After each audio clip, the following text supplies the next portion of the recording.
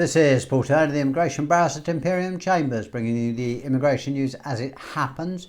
Please subscribe to my channel and hit the notification button if you want to keep up to date with any changes on immigration news generally. Well, today there's an announcement in respect of some new immigration rules, or put it another way, Priti Patel gets tough, or rather tougher. Today I'm going to be bringing you a general update and summary on the state of the UK's immigration rules and the new changes. We've talked about some of these changes individually in previous videos, but the changes that have been announced are going to come into effect on the 1st of October, and there are a few important points of information and a few important changes that are worth considering. I cannot stress enough before going on to consider the changes that they are going to make life more difficult for people, and that if you are thinking of making an application and you're unsure about your status, contact me as soon as possible really, so I can do all I can do to help you not miss out on any potential route to staying, or worse still, avoid you being caught out and becoming an overstayer and subject to the hostile environment. Below is a summary of some of the changes. I will be producing a specific video on the challenges faced by asylum seekers who arrive irregularly shortly in light of what Priti Patel wants to do. Now, some of these changes, oddly enough, despite her getting tougher and talking tougher, are good news. Some of them are not so good news. The main changes that are going to come into force on the 1st of October is that it's going to ban entry to the UK with an ID card rather than a passport. The second is the resettlement of Afghans following the humanitarian crisis. And thirdly, the coronavirus concessions. Now, I'll come to these in turn. Starting with the ID cards. In what is one of the biggest drawbacks to Brexit, but which is certainly irritating, the government will no longer allow people to travel to the UK on a European ID card, insisting that they must travel with a passport. For anyone with a credit-sized ID card knows, they're a lot easier to carry around in your wallet and purse rather than have to worry about carrying your passport with you all the time when you want to come to the UK. This is popular with people from Europe.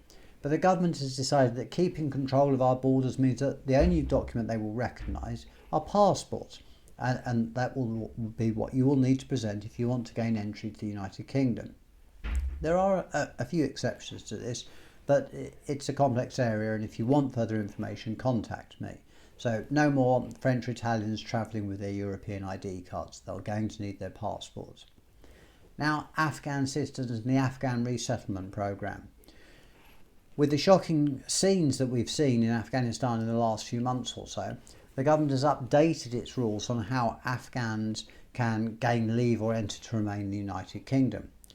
The immigration rules already had two special schemes for Afghanis, which used to say that anyone who qualified under them would have permission to enter the United Kingdom for 5 years. From now on, anyone who qualifies under this scheme will be given indefinite leave to remain. Their permission to remain in the United Kingdom will not have an expiration date. The requirements for Afghanis are generally being relaxed, which is a welcome but possibly unsurprising situation in Afghanistan. But it is a pretty good concession that in future, instead of getting 5 years, they'll immediately get indefinite leave to remain, and then after the qualifying period can apply for a British passport.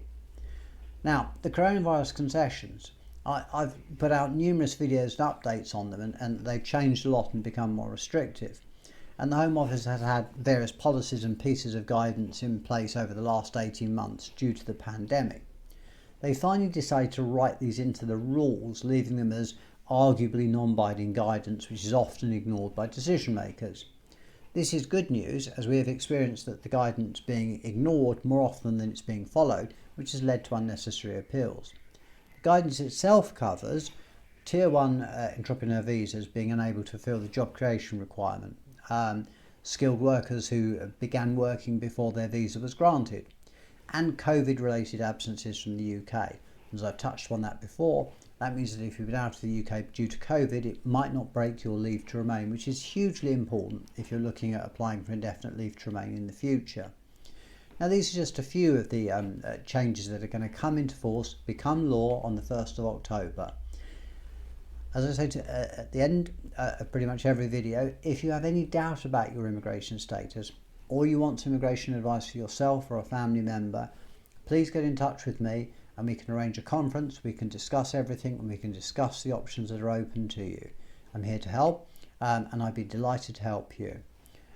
Thank you again for watching. As I say, please stay safe during this pandemic and look after yourselves and your families. This is Paul Turner, the Immigration Barrister at Imperium Chambers.